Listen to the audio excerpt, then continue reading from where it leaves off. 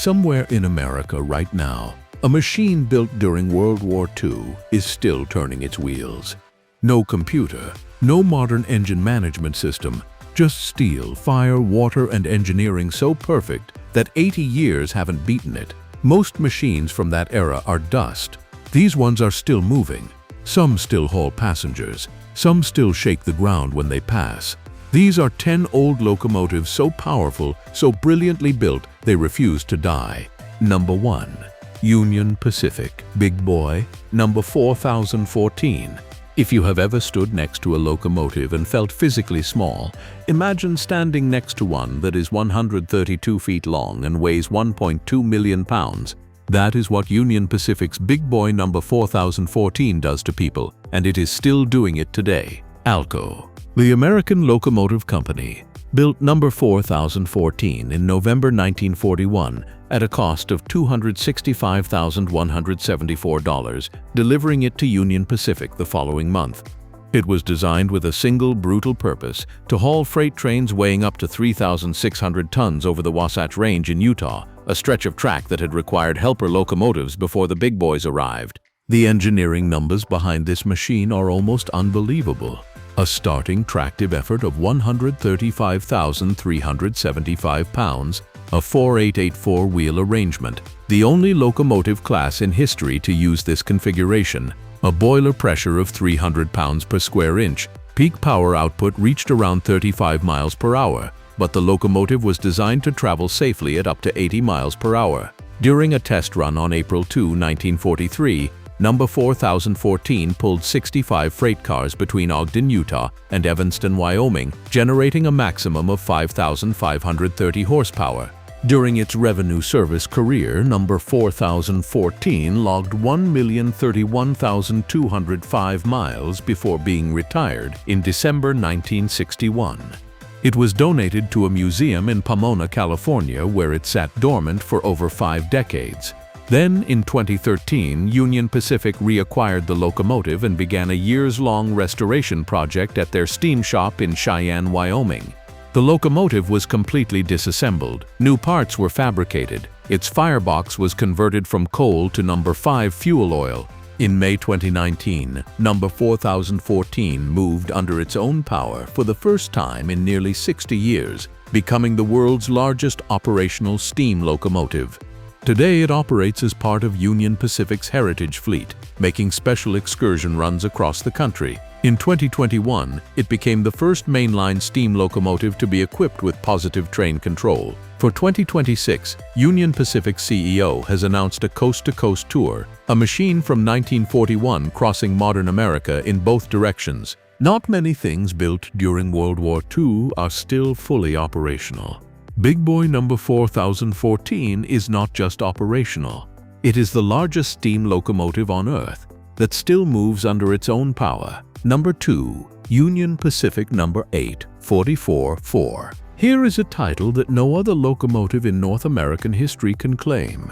Union Pacific number 844 is the only steam locomotive never officially retired by a Class 1 railroad on the continent. Built by ALCO in December 1944, number 844 is a 484 Northern-type locomotive, the last steam engine ever delivered new to Union Pacific. It is classified as an FEF3, which stands for 484.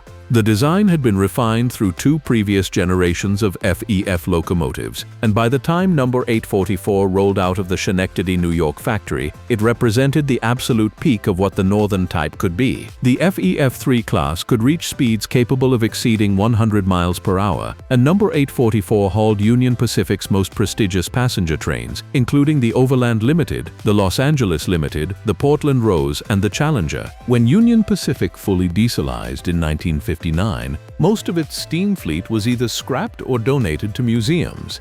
No, 844 was different. Rather than retiring it permanently, railroad management retained it in operable condition, first testing it briefly as a snow-melting locomotive, then recognizing its value as a public relations and excursion engine in 1960. Since then, No 844 has run hundreds of thousands of additional miles as Union Pacific's ambassador of goodwill. It has appeared at the 1974 World's Fair in Spokane, at the 1981 opening of the California State Railroad Museum in Sacramento, at the 1984 World's Fair in New Orleans, and at dozens of other public celebrations across the Union Pacific system. Between 1962 and 1989, the locomotive had to be renumbered 8,444 because a diesel locomotive had been assigned the number 844 in the railroad's fleet. When that diesel was retired in 1989, the steam locomotive reclaimed its original number. No 844 is maintained in operating condition in Cheyenne, Wyoming, and remains on Union Pacific's active roster to this day. No retirement papers have ever been signed for this locomotive. From its first revenue run in 1944 to its most recent excursion appearances, it has remained without interruption a working member of the Union Pacific fleet. That is over 80 years of continuous service, a record that will not be broken anytime soon. Number 3. Southern Pacific, number 4449. In 1983, a poll of Trains magazine readers selected Southern Pacific number 4449 as the most popular locomotive in the United States. That title wasn't honorary. It was earned by a machine with one of the most dramatic survival stories in American railroad history. No, 4449 was built in May 1941 by the Lima Locomotive Works in Lima, Ohio, as a GS4 Class 484 Northern-type steam locomotive.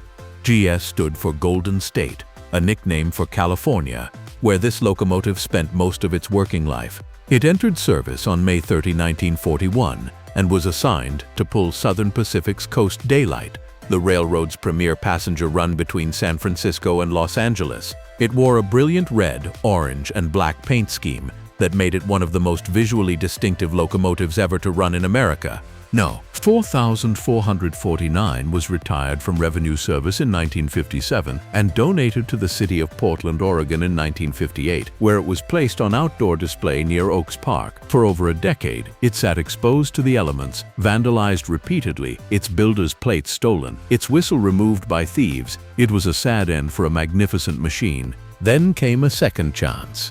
In 1974, No 4449 was selected to pull the American Freedom Train, a traveling exhibition that would tour all 48 contiguous states to celebrate the United States bicentennial. Doyle McCormick, a dedicated volunteer, led the restoration effort. The team found that the locomotive's bearings and rods were still in good shape despite years of neglect. By April 1975, No 4449 was operational again. Painted in red, white, and blue, the locomotive spent a significant portion of 1975 and 1976 hauling the Freedom Train across the country, pulling hundreds of thousands of Americans through its historical displays.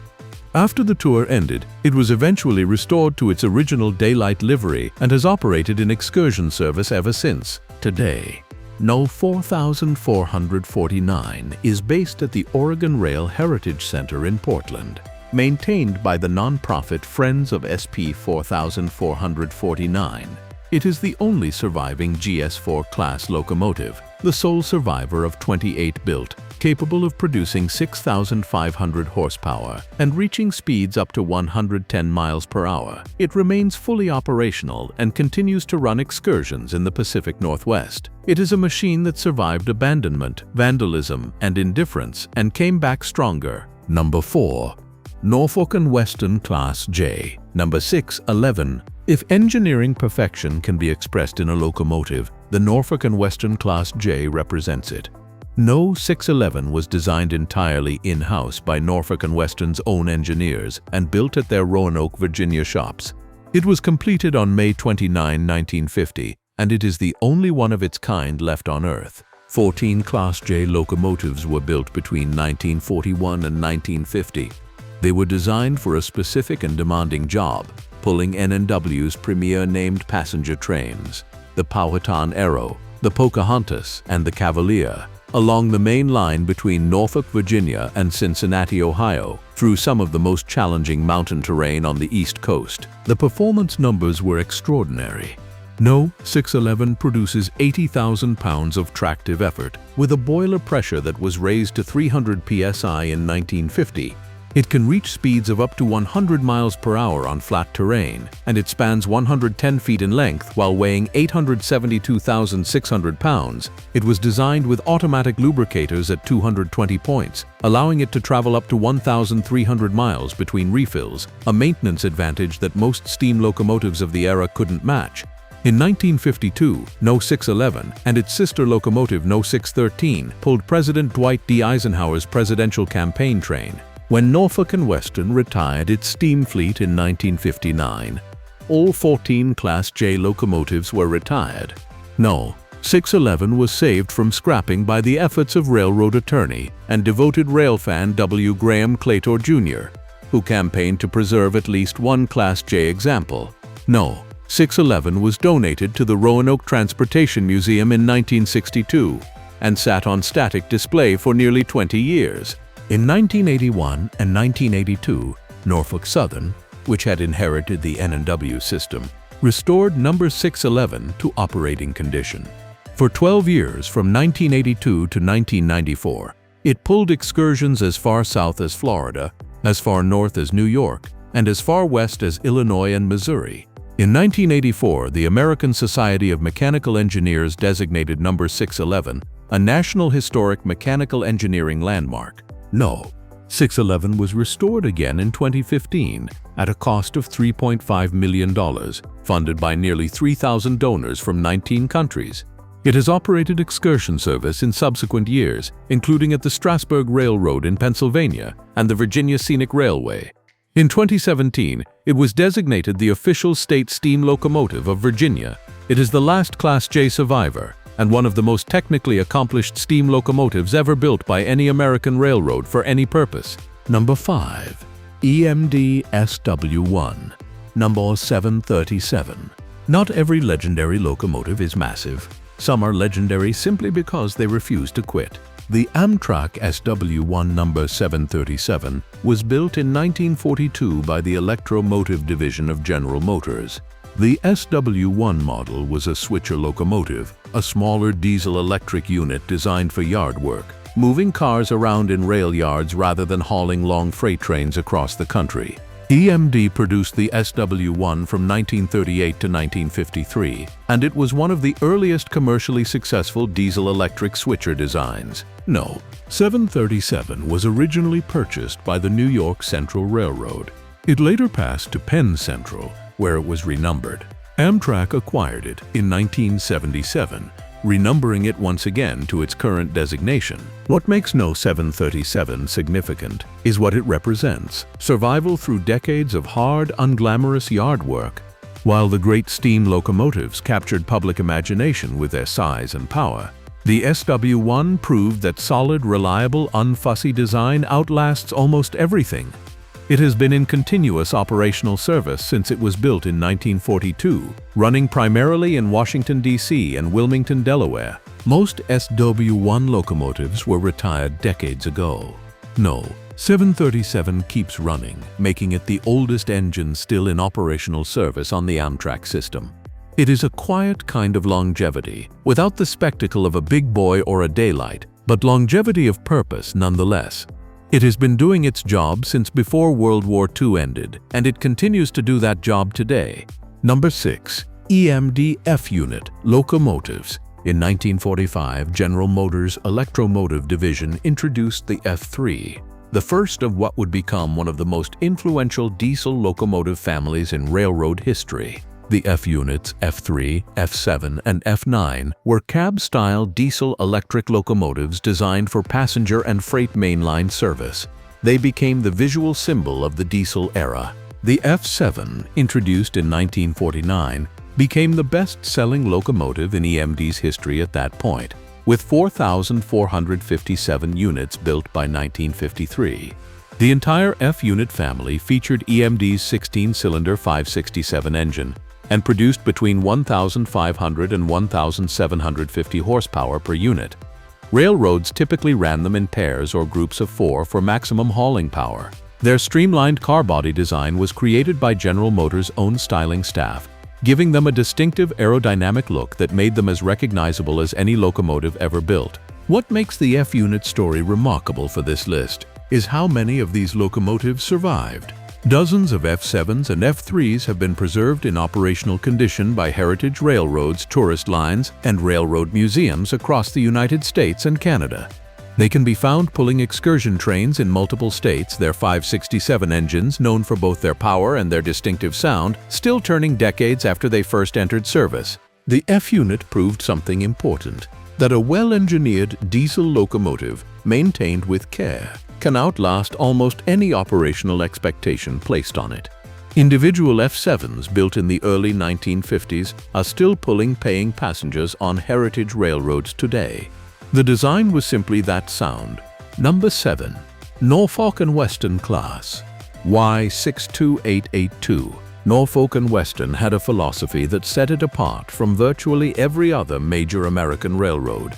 They built their own locomotives in their own shops, and they built them to last. The Y6 class mallet was the culmination of that philosophy. The Y6B, the final version of the Y6 class, was built in N&W's Roanoke shops between 1948 and 1952.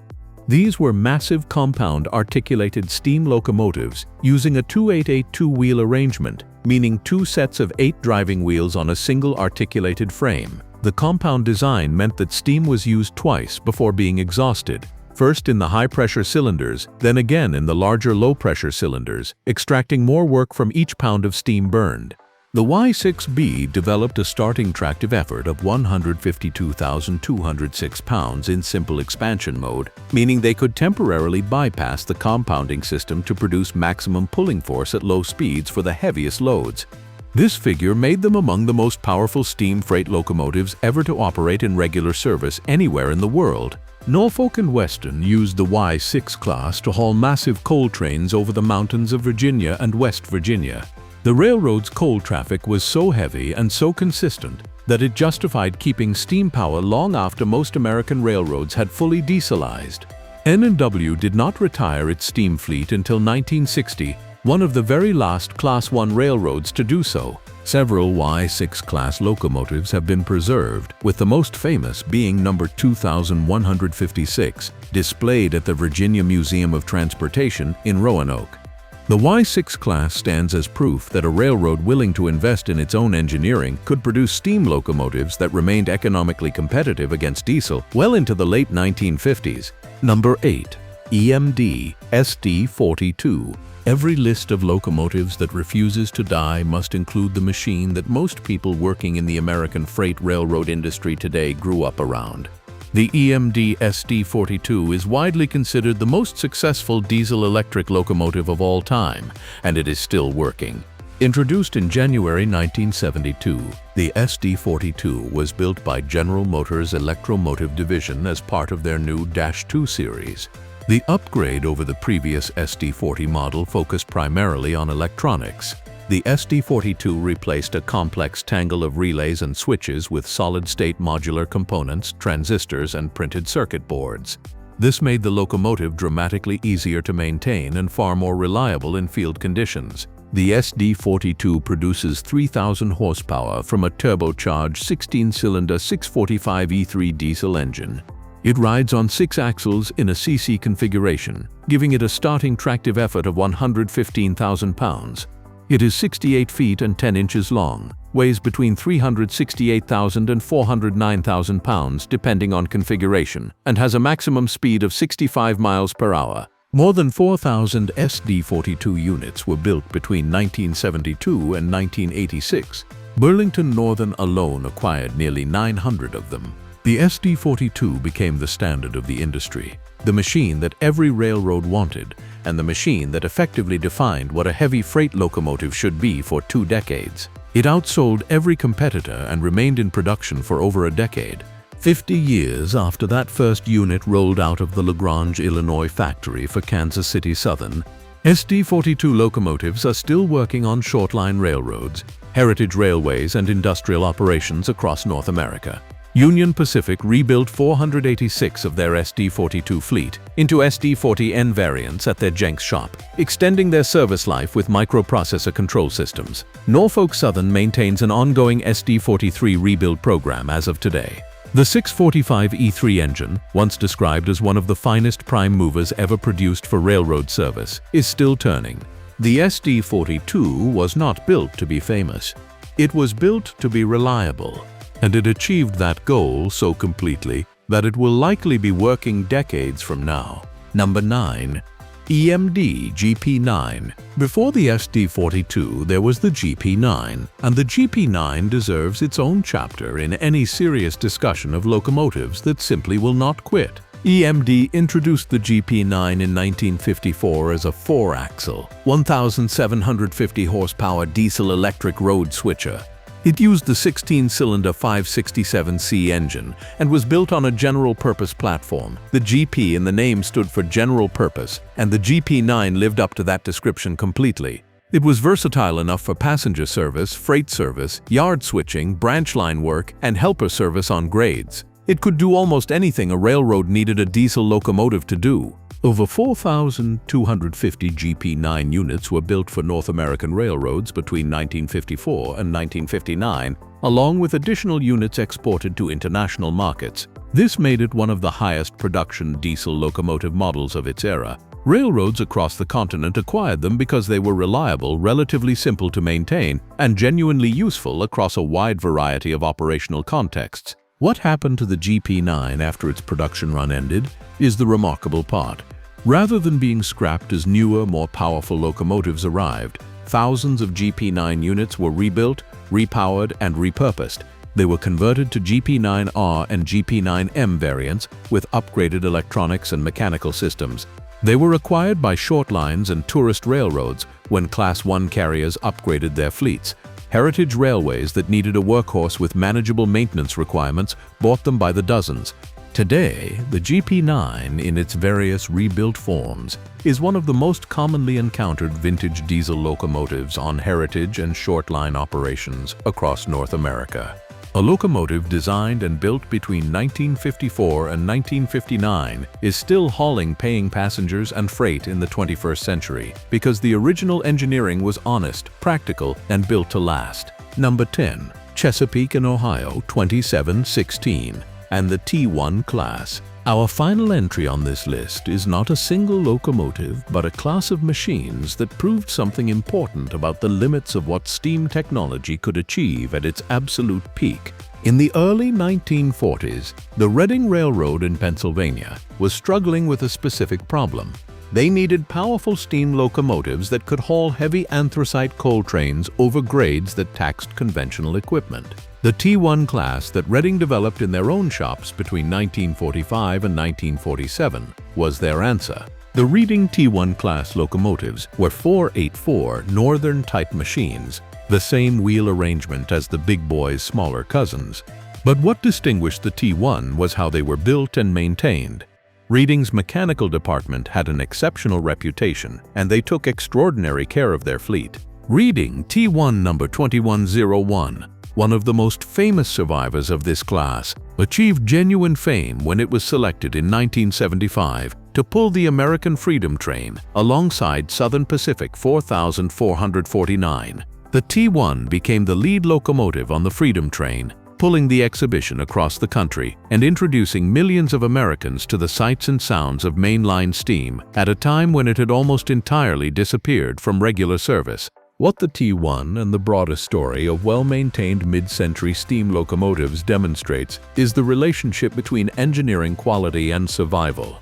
The locomotives on this list that are still working today did not survive by accident. They survived because the people who built them took the work seriously, because the people who maintained them refused to accept a deterioration, and because a committed community of engineers, volunteers, and railroads continued to invest in keeping them running long after the commercial case for doing so had disappeared. The machinery of the mid-20th century was not designed to be disposable. It was designed to be fixed, rebuilt, and worked. That philosophy is why a machine built in 1941 can still pull a passenger train across Wyoming in 2025. If you want to see more histories like this, machines that defied their era and refused to stop, subscribe. There is a lot more history where this came from.